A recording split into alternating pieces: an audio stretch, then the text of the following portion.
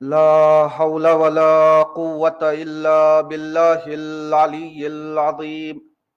أعوذ بالله من الشيطان الرجيم. بسم الله الرحمن الرحيم. الحمد لله الذي جعل الحمد مفتاحا لذكره وسببا للمزيد من معرفته ودليلا على آلائه وعظمته، ثم الصلاة والسلام والتحية والإكرام على النبي المكي المدني القرشي الحاشمي الذي سمي في السماء بأحمد وفي الأرض بأبي القاسم محمد، وعلى آلہ الطیبین الطاہرین المعصومین، سیما علی بقیت اللہ فی الارضین. روحی وارواح العالمین لتراب مقدمہ الفدا، ولعنت الدائمۃ علی اعدائہم اجمعین من لحظتنا ھذا الی قیام یوم الدین. اما بعد، فقد قال الله تبارك وتعالى في كتابه المبين وقوله الحق وهو أصدق الصادقين. بسم الله الرحمن الرحيم.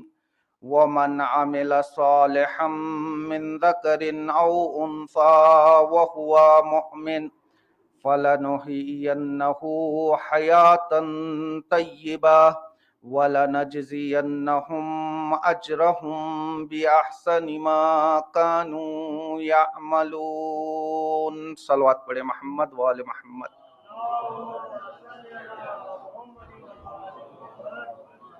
اس عشرہ مجالس کی ہماری یہ تیسری گفتگو ہے، اور سلسلہ گفتگو حیات طیبہ کی چابیاں. آخر وہ کون سے راستے ہیں جن راستوں پر اگر ہم چل پڑیں تو ہمیں حیات طیبہ حاصل ہو جائے. گزشتہ 2 مجالس میں ہم نے کچھ معروضات آپ کی خدمت میں پیش کیے تھے اور یہ بتانے کی کوشش کی تھی کہ زندگی کا مفہوم اور زندگی کا معنی کیا ہے. بعض علماء نے زندگی کو 4 حصوں میں تقسیم کیا ہے اور یہ بتایا ہے کہ زندگی 4 طرح کی ہوتی ہے.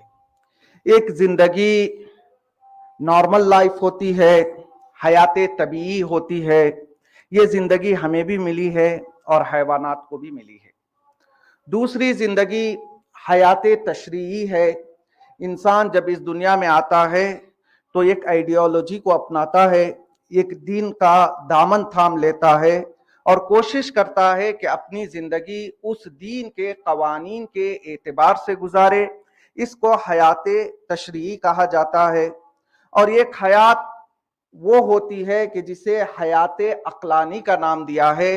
انسان اپنی زندگی میں کوئی ایسا کام انجام نہیں دیتا ہے جو اس کے عقل کے مخالف ہو. اور آخری زندگی حیات طیبہ ہے. اس زندگی میں انسان اپنی زندگی اس طرح سے بسر کرتا ہے کہ کوئی خباثت اس انسان کے نزدیک آ ہی نہیں سکتی. لفظ حیات قرآن مجید میں 76 ٹائم آیا ہے اور سورہ نحل کی ورس نمبر 97 میں حیات طیبہ کا استعمال ہوا ہے. دیکھیے عزیزان گرامی، جس آیہ کریمہ کو ہم سمجھنے کی کوشش کر رہے ہیں اس میں خداوند عالم کا صاف اعلان ہے وَمَنْ عَمِلَ صَالِحًا مِّن ذَكَرٍ أَوْ أُنثَىٰ. ہمارے ہاں شرط نہیں ہے کہ عورت انجام دے تو قبول ہے یا مرد انجام دے تو قبول ہے. نہیں، خداوند عالم نے کہا مرد عورت میں کوئی فرق نہیں ہے. فرق یہ ہے کہ جو کوئی بھی عمل صالح ایمان کے ساتھ انجام دے گا ہم اسے اس دنیا میں حیات طیبہ یعنی پیوریفائڈ لائف، پاکیزہ زندگی عطا کریں گے. صرف پاکیزہ زندگی عطا کریں گے؟ نہیں، خداوند عالم نے اس کے بعد یہ ارشاد فرمایا وَلَنَجْزِيَنَّهُمْ أَجْرَهُمْ بِأَحْسَنِ مَا كَانُوا يَعْمَلُونَ۔ صرف ہم حیات طیبہ نہیں عطا کریں گے بلکہ حیات طیبہ کے ساتھ ساتھ انہیں ایک ایسا انعام دیں گے، ایک ایسی جزا دیں گے جو ان کے عمل سے کہیں زیادہ بہتر ہوگا۔ اب مسئلہ یہ ہے کہ ہمیں یہ کوشش کرنی چاہیے کہ ہم جو بھی عمل انجام دے رہے ہیں وہ اخلاص کے ساتھ انجام دیں۔ ایسے ہی خداوند عالم نے مولا کائنات کی ایک ضربت کو افضل من عبادت ثقلین نہیں کہا، بلکہ علی کی ایک ضربت پورے خلوص کے ساتھ تھی۔ خداوند عالم نے کہا یہ ایک ضربت نہیں ہے بلکہ ثقلین کی عبادت پر بھاری ہے۔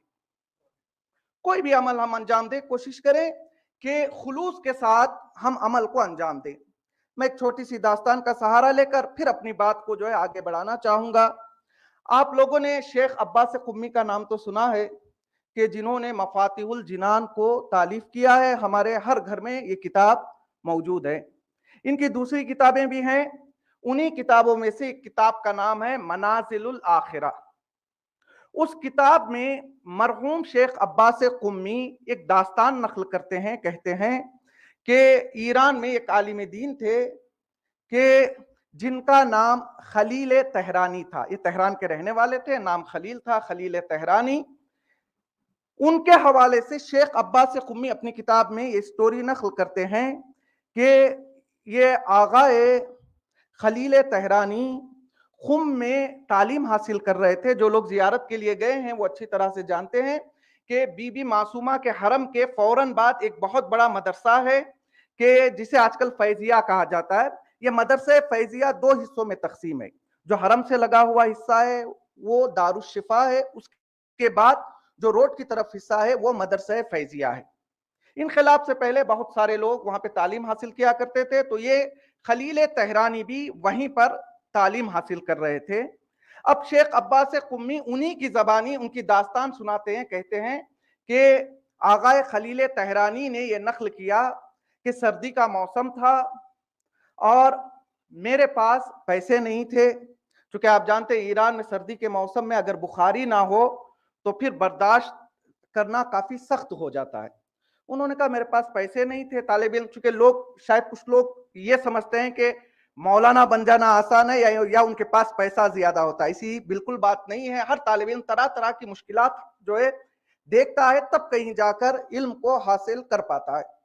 اب یہ مدرسے میں تعلیم حاصل کر رہے ہیں، ان کے پاس پیسہ نہیں ہے، قیامت کی سردی ہے اور کھانے کے لیے بھی پیسہ نہیں ہے، قیامت کی بھوک بھی لگی ہوئی ہے۔ کہیں سے کچھ پیسوں کا انتظام ہوا۔ اب یہ مدرسے سے نکلتے ہیں یہ سوچ کر کہ بازار جاؤں گا، بازار جانے کے بعد پہلے تیل خریدوں گا، پھر کچھ کھانے کے لیے سامان خریدوں گا۔ اب اس نیت کے ساتھ وہ مدرسے سے باہر نکلتے ہیں۔ جیسے وہ مدرسے سے باہر نکلتے ہیں کیا دیکھتے ہیں کہ حرم میں بی بی معصومہ سلام اللہ علیہا کے نزدیک ایک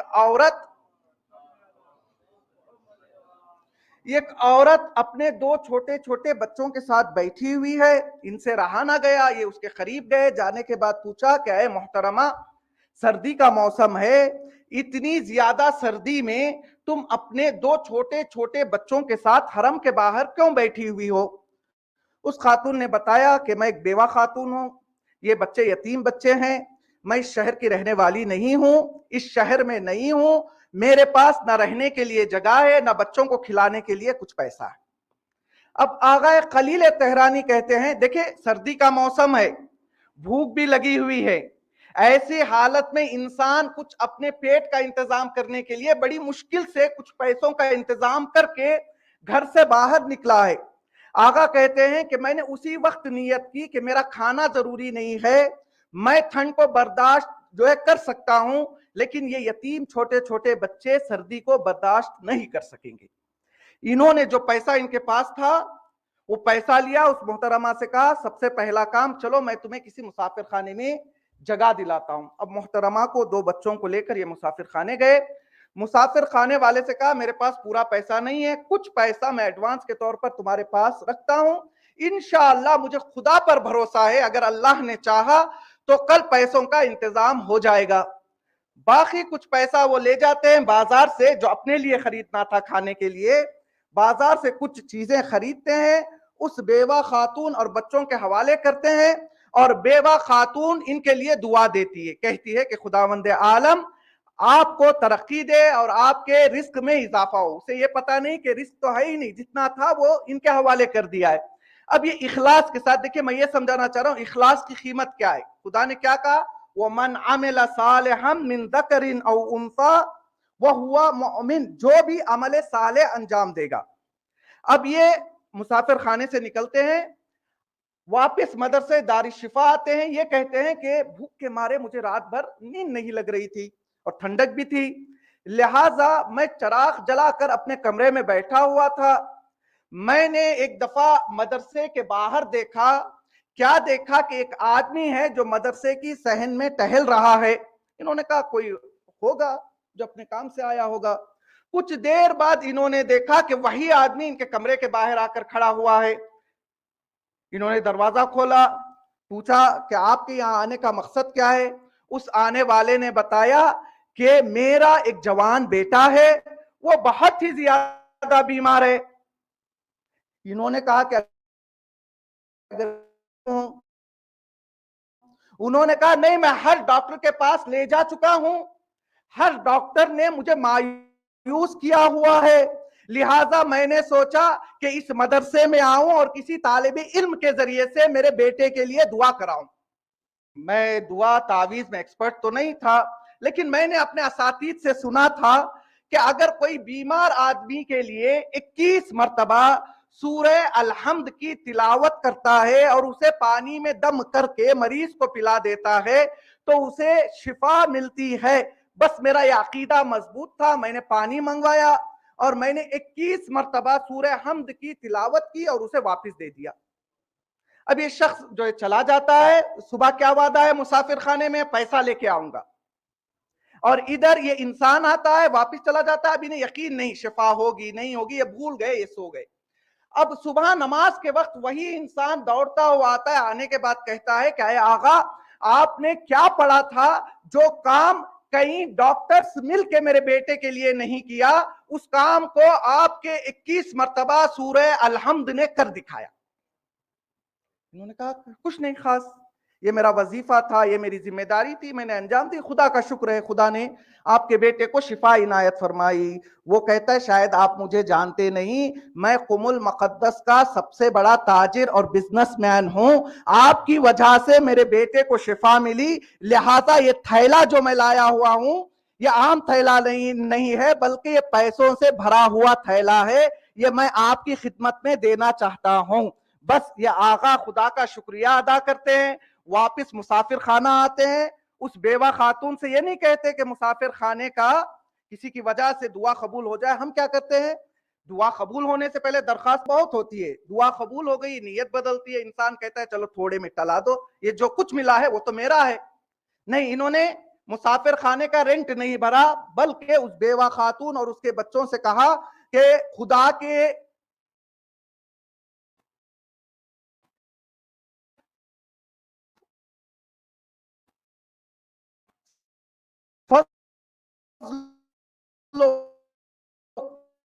کرم سے مجھے اتنا پیسہ مل گیا ہے، میں چاہتا ہوں یہ چلے گئے، اور اسی ایک الحمد کی برکت سے وہ زمانے کے بہت بڑے طبیب بنے، یہاں تک کہ نجف اشرف میں انہوں نے اپنا ایک مطب بھی کھولا۔ یہ داستان۔ اب شیخ عباس قمی کے استاد آغائے نوری، جو شیخ عباس قمی کے بھی استاد تھے، انہوں نے ایک کتاب لکھی، کتاب کا نام رکھا دار السلام۔ اس کتاب میں انہوں نے علماء کے جو خواب تھے، جو لوگ مرنے کے بعد آ کر خواب بیان کرتے ہیں، وہ سارے خوابوں کو ایک کتاب میں جمع کیا، اس کتاب کا نام رکھا دار السلام۔ اب آغائے نوری کہتے ہیں کہ میں نے ایک دن خواب میں خلیل طہرانی کو دیکھا، زمانہ گزر گیا، ان کا انتقال ہوا، اب شیخ عباس قمی کے استاد ان کو خواب میں دیکھ رہے ہیں، خواب میں اس حالت میں دیکھ رہے ہیں کہ ان کے آس پاس محلے ہی محلے ہیں، پیلیسز ہیں۔ ایک مرتبہ آغائے نوری نے پوچھا کہ اے خلیل طہرانی، کیا تمہیں یہ سب کچھ تمہارے علم کی وجہ سے ملا؟ کہا نہیں، کہا کیا تمہاری نمازوں کی وجہ سے ملا؟ کہا نہیں، اس لیے بھی نہیں ملا ہے۔ پھر پوچھا آخر ملا تو کس وجہ سے ملا؟ تو آقا خلیل طہرانی نے کہا کہ میری ساری نمازیں ایک طرف، میرا سارا علم ایک طرف، میری ساری خدمتیں ایک طرف، یہ سب کچھ جو مجھے ملا ہے صرف اور صرف اس ایک رات کے عمل صالح کی وجہ سے ملا ہے جو میں نے اس یتیم بچوں اور بیوہ کے لیے انجام دیا۔ اب عمل صالح کے لیے ضروری نہیں کہ بڑے بڑے کام آپ جو ہے انجام دیں، کوئی عمل بھی ہو، چھوٹا ہو، جو ہے بہت ہی چھوٹا عمل ہو، راستے میں پتھر پڑا ہوا ہے، اب پتھر کو ہٹا دے، لیکن دل میں خیال یہ ہو کہ میں اس لیے نہیں ہٹا رہا ہوں کہ لوگ میری تعریف کریں گے، بلکہ میں اس لیے ہٹا رہا ہوں چونکہ خدا کو میرا یہ فعل پسند آ جائے۔ لہٰذا عزیزان گرامی، خداوند عالم نے کہا وہ لوگ کامیاب ہیں، میں ان کو حیات طیبہ دوں گا یہاں بھی اور آخرت میں بھی، جن کے پاس دو کنڈیشنز ہوں گے۔ پہلی کنڈیشن عمل صالح کے ساتھ یعنی ایمان کے ساتھ انجام ہوگا، تب کہیں جا کر خدا کی بارگاہ میں قبول ہوگا۔ سلسلہ گفتگو ہے حیات طیبہ کی چابیاں۔ کل ہم نے ایک چابی کی طرف اشارہ کیا، اگر ہم چاہتے ہیں کہ ہمیں حیات طیبہ مل جائے تو ہمیں چاہیے کہ ہم حسین کے در سے جڑے رہے۔ جب تک ہمارا ناطہ، ہمارا رشتہ امام حسین علیہ السلام کے در سے رہے گا، اس وقت تک یہ امید باقی رہے گی کہ ہمیں اس در سے حیات طیبہ عطا ہو جائے گی۔ دیکھیں انسان زندگی میں آتا ہے، پھر میں جو ہے دہراؤں گا، یہاں آنے کے بعد طرح طرح کے مشکلات میں محو ہو کے رہ جاتا ہے، اسے پتہ ہی نہیں چلتا کہ خدا نے مجھے اس دنیا میں بھیجا ہے تو میری زندگی کا مقصد کیا ہے۔ بس بچوں کو سمجھانے کے لیے پھر میں ایک چھوٹی مثال کا سہارا لوں گا، پھر اپنی بات کو آگے بڑھاؤں گا۔ آپ لوگوں نے پیانو تو دیکھا ہوگا جس سے موسیقی اور میوزک نکلتی ہے۔ ایک حکایت ہے، ایک داستان ہے کہ اس پیانو پر ایک پلاسٹک کا کور چڑھا ہوا تھا، ایک جگہ سوراخ لگا ہوا تھا۔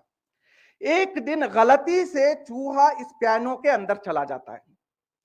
سوراخ کا راستہ کھلا ہوا تھا، یہ اندر تو چلا گیا، لیکن اب واپس آنے کا راستہ اسے پتہ نہیں چل رہا ہے۔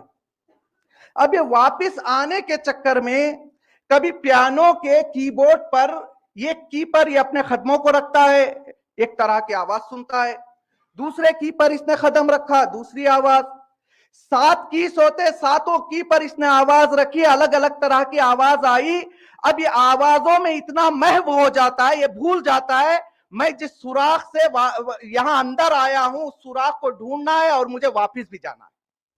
اب چوہا سمجھتا ہے یہی میری زندگی ہے، چونکہ مقصد شروع میں یہ تھا کہ مجھے اس سے باہر نکلنا ہے، لیکن آوازوں نے اسے اتنا بیزی کر دیا، اب یہ سمجھتا ہے کہ یہی پیانو میری زندگی ہے۔ بالکل اسی طرح سے خداوند عالم نے انسان کو پیدا کیا تھا عبادت و بندگی کے لیے، لیکن جب انسان اس دنیا میں آیا اس نے شہرت کے کی پر جو ہے اپنے قدموں کو رکھا، اس نے اسٹیٹس کے کی پر اپنے قدموں کو رکھا، اس نے دولت کے کی پر اپنے قدموں کو رکھا، انہی کیس کے درمیان وہ محو ہو کے رہ گیا۔ انسان بھی بھول گیا کہ میں جو اس دنیا میں آیا ہوں تو میرے آنے کا مقصد کیا ہے۔ لہذا ہمیں اس بات کا خیال رکھنا چاہیے کہ ہم دنیا میں کس لیے آئے ہیں اور ہمیں دنیا میں کس کام کو انجام دینا ہے اور ہمیں پلٹ کر کہاں جانا ہے۔ اور خداوند عالم نے ایسا بھی نہیں ہے کہ صرف جو ہے ہمیں پیدا کیا چھوڑ دیا، نہیں، بلکہ ہمارے لیے ہدایت کے نمونے بھی رکھے، کچھ عظیم ہستیوں کو رکھا، کہا ان کی زندگی دیکھتے جاؤ اور اپنی زندگی کو آگے بڑھاتے جاؤ۔ دیکھیں بچے کو اگر آپ پینٹر بنانا چاہتے ہیں، بہت بڑا آرٹسٹ بنانا چاہتے ہیں، تو پہلے ہی دن بچے سے آپ یہ نہیں کہتے کہ بیٹا تاج محل بنا کے بتاؤ، نہیں، پہلے آپ طرح طرح کے کاغذات دیں گے، اس کے لیے کلر پینسلز کا انتظام کریں گے۔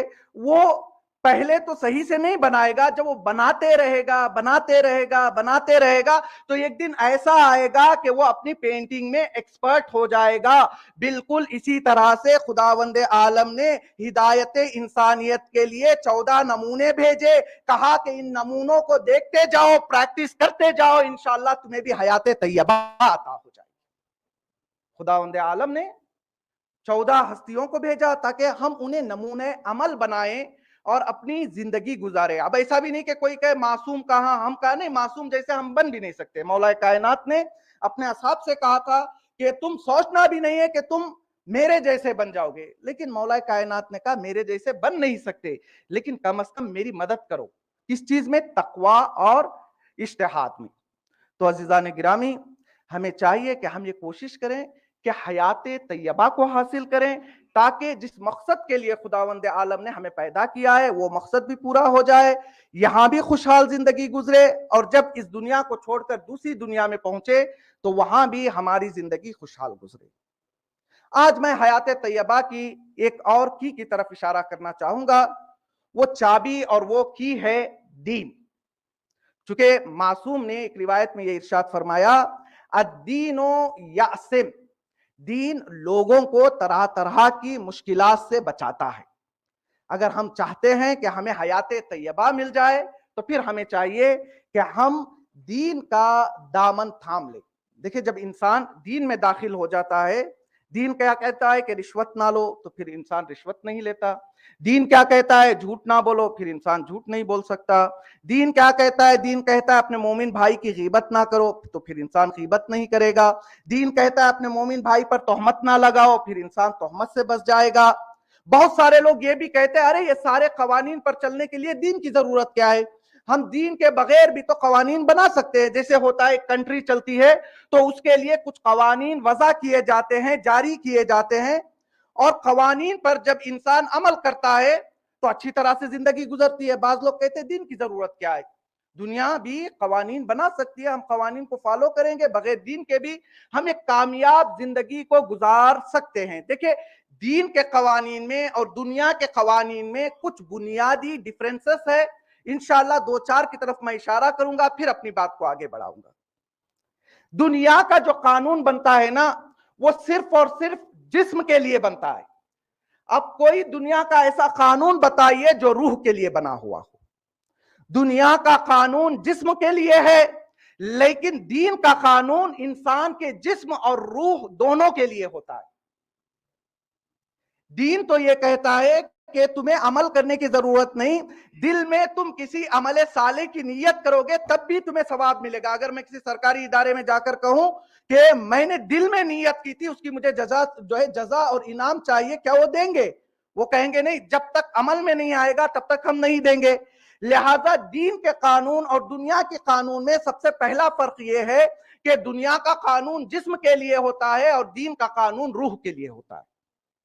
دنیا اور دین کے قوانین کے فروق میں سے ایک فرق یہ بھی ہے کہ دنیا کے قانون میں ریا چلتی ہے, دین کے قانون میں ریا نہیں چلتی, بلکہ اخلاص کی شرط ہے. مثال کے طور پر اگر آپ کو ٹی آر اے میں آپ کا ٹیکس بھرنا ہو تو آپ جا کے یہ نہیں کہ آپ کہیں جا کر کہ میں اخلاص کے ساتھ اپنا ٹیکس دے رہا ہوں. وہ کہیں گے اخلاص نہیں, تم زبردستی بھی دو تو ہم لیں گے ہی, قبول کریں گے ہی, تمہیں دینا ہی ہے. لیکن دین نے کیا کہا اگر ریا کے ساتھ زبردستی خلوص کے بغیر کوئی کام انجام دو گے تو پھر تمہارا کوئی عمل قبول نہیں ہوگا. تو پتا چلا دنیا کے قانون میں ریا چلتی ہے, لیکن دین کا قانون ایسا ہے کہ جس قانون میں ریا کی کوئی گنجائش نہیں ہے, بلکہ اخلاص کے ساتھ ہوگا تب جو ہے قبول ہوگا. آیت اللہ بروجردی آپ نے نام سنا ہوگا, مؤسس حوزہ علم قم اور بہت بڑے عالم دین. جب ان کا آخری وقت تھا وہ بار بار رو رہے تھے اور یہ کہہ رہے تھے کہ میں خالی ہاتھ کیسے اس دنیا سے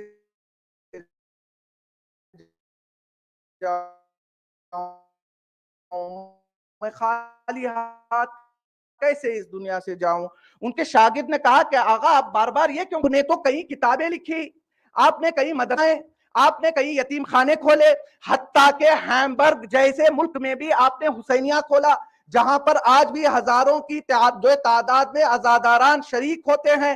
آقا نے کہا کہ یہ سب کچھ کیا ہے مجھے بھی پتا ہے, لیکن مجھے یہ پتا نہیں ہے کہ کون سا عمل قبول ہوا ہے اور کون سا عمل اخلاص کے ساتھ تھا. زیادہ عمل انجام دینا مہم نہیں ہے, بلکہ وہ عمل مہم ہے کہ جو اخلاص کے ساتھ ہو. دنیا کے قانون میں کیا ہوتا ہے؟ دنیا کے قانون میں جب تک کوئی ناظر ہے وہ ہم پر نظر رکھے ہوئے ہم صحیح ہیں, ادھر نظریں ہٹی تو ہم بہک گئے. مثال کے طور پر اگر آپ کو پتا چل جائے کہ راستے میں ٹریفک پولیس نہیں ہے, کیمراز بھی نکال دیے گئے ہیں, تو جب کیمرہ ہوتا ہے یا ٹریفک پولیس ہوتا ہے اس وقت آپ کا انداز ڈرائیونگ کیا ہوتا ہے؟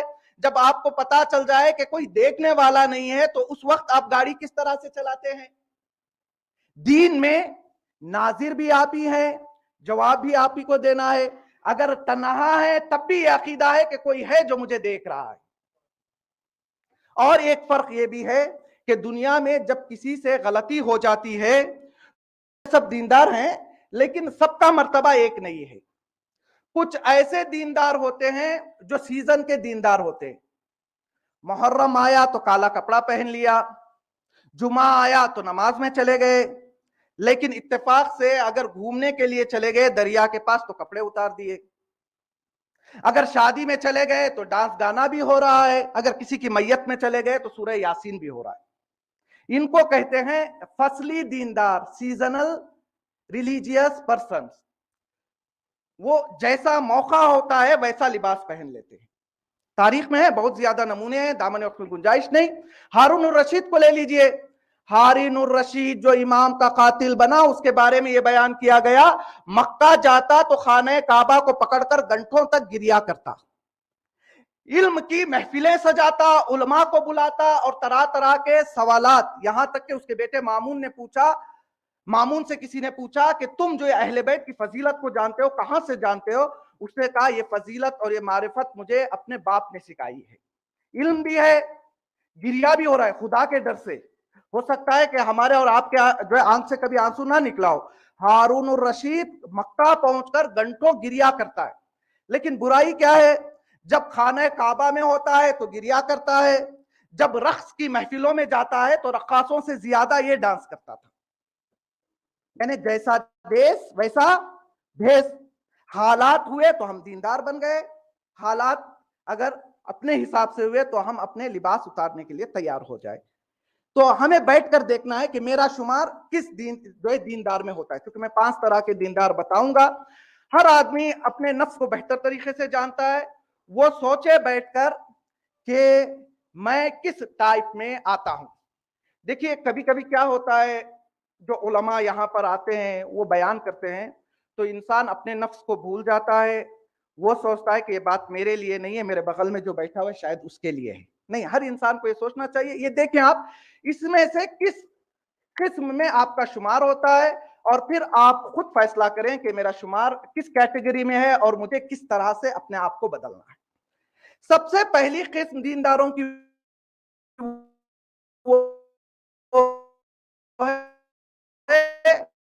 جو سیزن کے دیندار ہوتے ہیں، جیسے حالات ہے اس طرح، جسے میں نام دوں گا فردی دیندار۔ یہ کیا ہوتا ہے؟ وہ لوگ اپنے آپ میں دیندار ہیں لیکن دین ان کے باہر نہیں نکلتا ہے۔ وہ کہتے ہیں مجھے دنیا سے کیا لینا دینا، وقت پر نماز پڑھ لیتے ہیں، ایک جگہ بیٹھے رہتے ہیں۔ ان کا شمار ان لوگوں میں ہوگا کہ جو امام حسین علیہ السلام مدینہ سے نکل رہے تھے، کچھ لوگ عابد تھے، زاہد تھے، غار میں اپنی زندگی گزار رہے تھے، انہوں نے کہا ہمیں کیا لینا دینا، حسین جا رہے ہیں تو جائے۔ کچھ لوگ ایسے ہوتے ہیں جنہیں صرف اپنی زندگی کی پڑی ہوتی ہے، وہ یہ سوچتے ہیں کہ میں دیندار ہوں۔ ہوتے ہیں نا معاشرے میں، جب کوئی سماجی مشکل آ جائے، کوئی کمیونٹی میں مشکل آ جائے، وہ کہتے ہیں مجھے لینا دینا نہیں ہے، میں خاموش بیٹھا رہوں گا۔ نہیں، ایسے کام نہیں چلے گا۔ ہر مومن کا فریضہ ہے کہ وہ قوم کی اصلاح کے لیے آواز کو بلند کرے۔ یہ دوسرے طرح کے دیکھ۔ تیسرے طرح کے کچھ دیندار ہوتے ہیں جو فائدے کو تلاش کرتے ہیں۔ فائدہ ہے تو دیندار، فائدہ نہیں ہے تو دیندار نہیں ہے۔ بہت سارے ایسے لوگ ہوتے ہیں جو اپنے فائدے کے لیے دین میں آ جاتے ہیں، یہاں تک کہ اپنے آپ کو مقدس بھی بتاتے ہیں، اپنے آپ کو اسلامی لباس میں بھی جو ہے بتاتے ہیں، لیکن کس لیے ہیں وہ دین میں؟ دین میں اس لیے ہیں کہ ضرورت پڑے تو پھر ہم دین سے فائدہ حاصل کر سکیں۔ اور چوتھے طرح کے کچھ دیندار ہوتے ہیں کہ جنہیں علماء نے سطحی دیندار کہا ہے، یعنی سادے دیندار ہیں۔ انہیں دین کے اپنے آپ کو سمجھتے ہیں کہ میں دیندار ہوں، لیکن دین کی معرفت صحیح طرح سے حاصل نہیں کی ہے۔ ایک شخص تھا، چھٹے امام کی خدمت میں آتا ہے اور آنے کے بعد کہتا ہے کہ مولا میں دن میں 10 20 30 40 50 فقیروں کو کھانا کھلاتا ہوں۔ امام نے پوچھا اچھا، بہت اچھی بات ہے، پیسہ کہاں سے لاتے ہو؟ کہا رات میں چوری کرتا ہوں، دن میں خیرات کرتا ہوں۔ امام نے پوچھا یہ کیسے ہوا؟ کہ چوری کے مال سے تم دوسروں کو خیرات کر رہے ہو. اس شخص نے کہا مولا میں نے حدیث سنی ہے کہ یہ ایک غلطی کی سزا ایک ہی ملے گی لیکن ایک نیکی کی جو ہے ثواب مجھے 10 کے برابر ملے گا. لہذا چوری کا ایک گناہ ہوگا لیکن میں 50 60 70 80 غریبوں کو جو کھانا کھلاتا ہوں ہر فقیر کے کھانے کے بدلے میں مجھے 10 ثواب ملیں گے. امام نے کہا بالکل تم نے اس حدیث کو سنا لیکن آیت کو بھول گئے. خداوند عالم نے کہا انما یتقبل اللہ من المتقین, اللہ ہر کسی سے قبول نہیں کرتا بلکہ متقی انسان سے قبول فرماتا ہے. یا نہیں, اس کو چھوڑیے, تاریخ میں ملتا ہے معاویہ اور عمرو عاص بیٹھے ہوئے تھے, دونوں میں گفتگو چلی. عمرو عاص نے کہا کہ اے معاویہ شام کے لوگ دیندار ہیں یا نہیں؟ معاویہ نے کہا ہاں میری رعایا بہت دیندار ہے. کہا نمونہ دیکھنا چاہو گے؟ عمرو عاص نے کہا ہاں تم بتاؤ تو میں دیکھ لوں گا. معاویہ نے دوسرے دن ممبر سے یہ حکم جاری کیا, کہا کہ میں شام کے مسلمانوں کو آج سے یہ حکم دیتا ہوں, یہ فتویٰ سناتا ہوں کہ آج تک جانوروں کو ذبح کرتے تھے, آج کے بعد کدو کو بھی ایسے ہی نہ کھائیں بلکہ بسم اللہ پڑھیں, چاقو سے اسے ذبح کرے پھر اس کے بعد کھائے. یہ اعلان ہوا اور سارے شام کے لوگ اس فتوے پر عمل کرنے لگے. جب بھی کدو اپنے گھر میں لاتے بسم اللہ کہتے, اسے ذبح کرتے, پھر اس کے بعد اس کا جو ہے کھانا بنتا تھا. تو معاویہ نے کہا دیکھو یہ کس طرح کے مسلمان ہیں. یہاں تک کہ مولا کائنات تک یہ خبر پہنچی اور مولا کائنات نے ایک خط لکھا معاویہ کے نام جس میں اس کی سرزنش کی اور یہ بتایا کہ اے معاویہ تم کون سا دین پھیلا رہے ہو. شریعت میں تو یہ ہے کہ حلال جانور کو جب تم ذبح کرو تو اس کے لیے ذبح کا حکم ہے, تم کدو کو بھی ذبح کا فتویٰ دے رہے ہو. یہ کہاں سے ہوتا ہے؟ چونکہ لوگوں کی عقل وسیع نہیں ہے, وہ دین کو سمجھنا نہیں چاہتے, سادے لوگ ہیں. وہ کہتے ہیں جتنا بتا دیا گیا اسی پر ہم جو ہے عمل کریں گے اور یہی ہماری زندگی ہوگی. تو کچھ لوگ وہ ہوتے ہیں جو فصلی دیندار ہوتے ہیں, کچھ لوگ وہ ہوتے ہیں جو فردی دیندار, میں دیندار ہوں کافی ہے. کچھ لوگ وہ دیندار ہوتے ہیں جو فائدہ ہے تو دیندار, فائدہ نہیں ہے تو دین سے ہٹ جاتے ہیں. کچھ لوگ ایسے دیندار ہوتے ہیں کہ جو صرف اور صرف سطحی اسلام کو جانتے ہیں. آج ہمارے جوانوں کی مشکل یہی ہے, طرح طرح کے مشکلات میں پھنسے ہوئے ہیں چونکہ دین کی دقیق معلومات لوگوں کے پاس نہیں ہے. کچھ بھی ہم کہتے ہیں کہ نہیں یہ تو زمانہ ایسا ہے, ہم ایسے ہی کریں گے, یا پہلے سے ایسے ہی چلا ہوا. ارے پہلے سے چلا ہوا آ رہا ہے کیونکہ وہ لوگ جاہل تھے, انہیں معلوم نہیں تھا. اب تمہیں پتا چل گیا, تمہارا یہ جو ہے وظیفہ بن جاتا ہے کہ تم اب صحیح حکم پر عمل کرو. بہت سارے, اکثریت ہماری یہی ہے سطحی. اس کے بعد ایک پانچویں قسم بھی آتی ہے کہ جسے علماء نے جامع اور کمپلیٹ دیندار کا نام دیا ہے. یہ وہ دیندار ہے کہ جس کا ہر عمل قرآن اور سنت کی روشنی میں ہوتا ہے. اگر اللہ نے کہا جھوٹ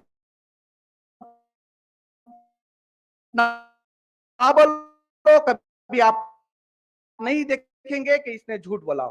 اگر اللہ نے کہا سورہ شعراء نمبر 12 میں خداوند عالم صرف تمام لوگوں کو نہیں بلکہ 5 اولو العزم پیغمبروں کا نام لے کر ان کے بھیجنے کا ہدف جو ہے بیان کرتا ہے, کہتا ہے کہ ان اقیموا الصلاۃ ولا تتفرقوا فیہ. خداوند عالم نے کہا میں نے تمام اولو العزم یا پورے نبی اور آپس میں اختلاف پیدا نہ کریں.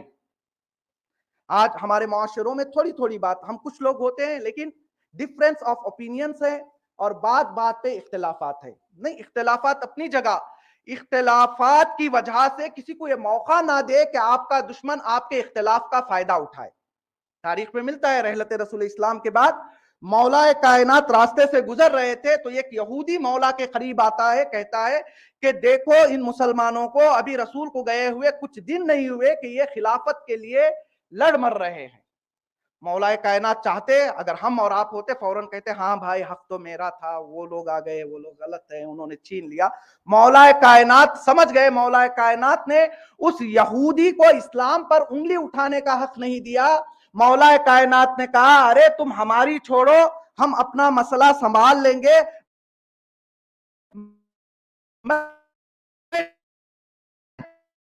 تمہارے بارے میں کیا कहूं कि अभी मूसा के पैर नील से जवाब दिया।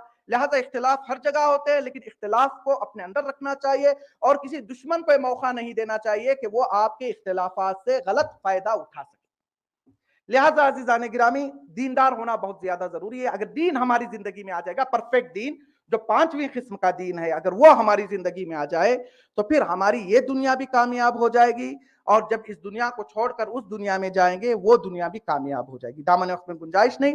बस आखिरी बात, फिर इंशाअल्लाह बात को कल हम आगे बढ़ाने की कोशिश करेंगे।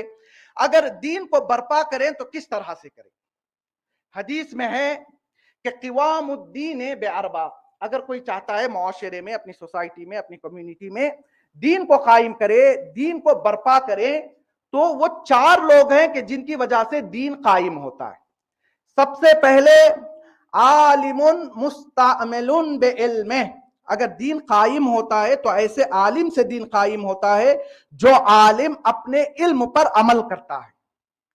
तारीख में बहुत ज्यादा उलमा मिलेंगे। सातवें इमाम इस दुनिया से गए, आपके नायबे जो है जो खुम्स और ज़कात जमा करते थे, आपके खास नायब थे एक शख्स, उन्होंने उनकी नीयत बदली, उन्होंने कहा कि इमाम साथ ही होते। आज भी हैं वो फिरके, उन्होंने कहा नहीं, चूंकि जितना माल पड़ा हुआ है, अगर आठवें को माना तो माल उनको देना पड़ेगा। उन्होंने कहा नहीं, इमाम इतने ही होते हैं। या आपने काब बिन सूर के बारे में सुना होगा, शाम का बहुत बड़ा आलिम दीन। उम्मुल मोमिनीन ने खत लिखा, कहा क्या है काब बिन सूर, तुम बड़े आलिम दीन हो, तुम आओ जंगे जमल में जरा हमारा हौसला बढ़ाओ, लोगों से कहो कि वो मेरा साथ दे। काब बिन सूर ने कहा अच्छा बताओ तुम्हारा मुकाबला किससे है? उसने कहा मेरा मुकाबला अली से है। तो काब बिन सूर ने जवाब में लिखा, कहा क्या है उम्मुल मोमिनीन, आप क्या चाहते हैं मैं उसके खिलाफ फतवा दूं कि जिसकी शान में कुरान की 350 आयतें नाजिल हुई हैं। अब ये शख्स देखिए क्या कहा इसने, 350 आयतें, मैं खिलाफ नहीं बोलूंगा। उम्मुल मोमिनीन ने कहा पैसा तैयार करो, उसे भेज दो, खुद ब खुद बोलने लगेगा। माल तैयार हुआ, शाम से निकले, जंगे जमल में पहुंचे और ये ऐलान कर रहे हैं, सिर्फ ये नहीं कि इनका साथ दो, बल्कि कहा अय्युहल मुमिनून, ए मुमिनो, हाज़िही उम्मुकुम, ये तुम्हारी माँ, हिया सौमुकुम व सलातुकुम, अगर नमाज देखना चाहते हो तो उम्मुल मोमिनीन के पास देखो, रोजा देखना चाहते हो तो उम्मुल मोमिनीन के पास देखो। लिहाजा ताकीद की गई, अगर आलिम अपने इल्म पर अमल ना करे, आलिम अपने फरीजे को अंजाम ना दे, तो फिर दीन बाकी नहीं रहेगा। दूसरी चीज कहा जाहिलुन अल्लाह यस्तनकिफु अन यतअल्लम, अगर दीन बाकी रहेगा तो उन जाहिलों की वजह से बाकी रहेगा जो सीखना चाहते हैं। अगर कोई चीज पता नहीं है तो जाओ जो जानते हैं उनसे पूछो। एक तो पता नहीं है, उल्टा ये समझना कि यही सही है, मैंने जो जो कहा है वही चीज सही है, तो फिर इमाम ने कहा कि फिर दीन बर्पा नहीं होगा बल्कि बैठ जाएगा। तीसरी चीज कहा गनीउन मारूफुन बेजवादे, अगर दीन कायम होगा तो ऐसे पैसे वालों से कायम होगा जो अपने जूद व करम और सखा में मारूफ हो। बहुत सारे लोग पैसे वाले होते हैं लेकिन वो समझते हैं पैसा साथ लेके जाना है, वो किसी को देने के लिए तैयार नहीं होते हैं। बैंक में मिलियंस पड़े हुए, मस्जिद का चंदा मांगो, वो कहेंगे 5000 शिलिंग, पहले यही देता था अभी भी मैं यही दूंगा। नहीं, मासूम ने कहा अगर ऐसे लोग हैं माशरे में तो फिर दीन कायम नहीं होगा। और चौथी जिस चीज की वजह से दीन कायम होगा, मासूम ने कहा बेफकीरिन अल्लाह यबी ओ दीनहु बेदुनिया, अगर मोमिन फकीर है तो उसे कोशिश करनी चाहिए कि वो अपने दीन को दुनिया के लिए ना बेचे और हर किसी के सामने हाथ को ना फैलाए। मासूम ने कहा अगर दीन बाकी रहेगा तो चार चीजों से, आलिम अपनी जिम्मेदारी समझे, इल्म पर अमल करे, लोगों पर अपना भरोसा बनाए हुए रखे। दूसरा, जाहिल पूछने में ना शर्माए, अगर कोई चीज मालूम नहीं जाए मालूम करे। तीसरा, जो पैसे वाले हैं उनका फरीजा बनता है, अगर जनाबे खतीजा की दौलत ना होती तो इस्लाम ना फैलता, लिहाजा हर पैसे वाले का फरीजा है कि वो दीन के लिए कुछ खर्च करे, जो है खर्च करे। और चौथा, फकीर की ये जिम्मेदारी है हर किसी के आगे जाकर अपने ईमान को बेचने के लिए तैयार ना हो जाए। और यही दीन गिर रहा था। इमाम हुसैन अलैहिस्सलाम करबला जो पहुंचे हैं, इस गिरते हुए दीन को बर्पा करने के लिए और कायम करने के लिए इमाम हुसैन अलैहिस्सलाम नाना के मदीने को छोड़कर करबला तक पहुंचे।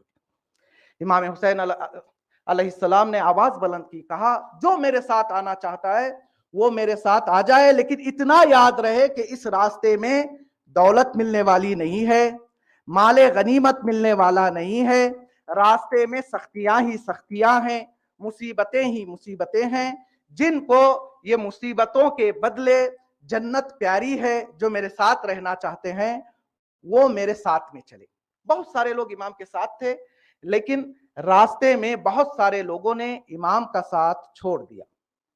اب یہ قافلہ امام حسین علیہ السلام 2 تاریخ کو کربلا کی زمین میں پہنچ گیا۔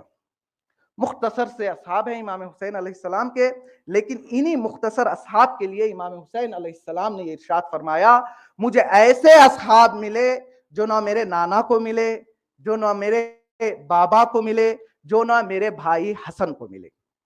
امام حسین علیہ السلام کے اصحاب کی مصیبتیں کوفے سے شروع ہو جاتی ہیں۔ کوفہ شہر ہے، جناب مسلم کو اسیر کیا ہوا دربار میں پیش کیا گیا۔ ایک مرتبہ جناب مسلم پھوٹ پھوٹ کر رونے لگے۔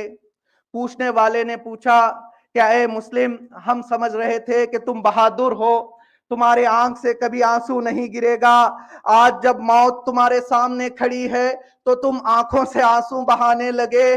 تو جناب مسلم نے کہا، ارے میں اپنے موت سے ڈر کر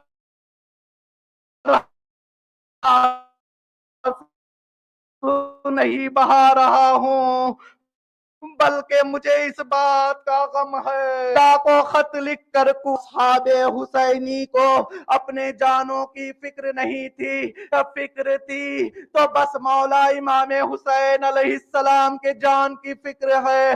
آپ نے بارہا سنا ہوگا امام حسین علیہ السلام کے صحابی جناب سعید نے امام کی نماز کو بچانے کے لیے 13 تیر اپنے جسم پر کھائے۔ آیت اللہ بحر العلوم کہتے ہیں کہ میں ایک دن بیٹھ کر سوچنے لگا کہ کاش میں بھی کربلا میں ہوتا، میں بھی سعید کی جگہ کھڑا ہوتا اور میں بھی اپنے جسم پر تیر کھاتا۔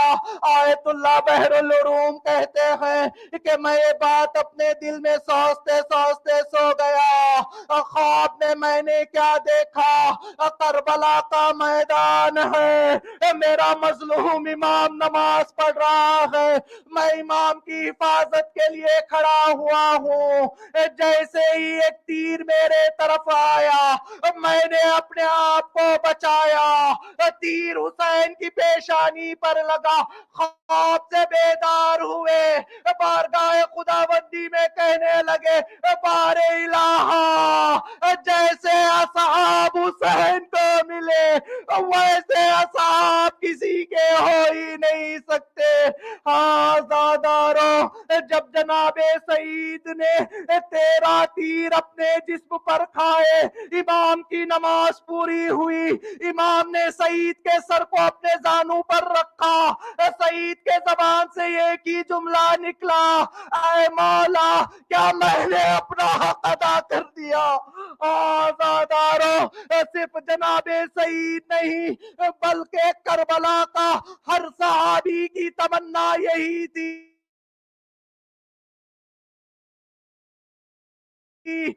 کہ ہم مٹ جائے تو مٹ جائے، لیکن ہمارا حسین صحابی جناب مسلم بن اوسجہ جنگ کرتے کرتے زمین کربلا پر گرے تو ایک مرتبہ اصحاب حسین کو آواز دی اور کہا کہ اے حسین کے ساتھیوں، مسلم تم سے ودا لیتا ہے، لیکن اس بات کا خیال رہے کہ جب تک تمہاری جان میں جان رہے حسین پر کوئی آنچ نہ آئے۔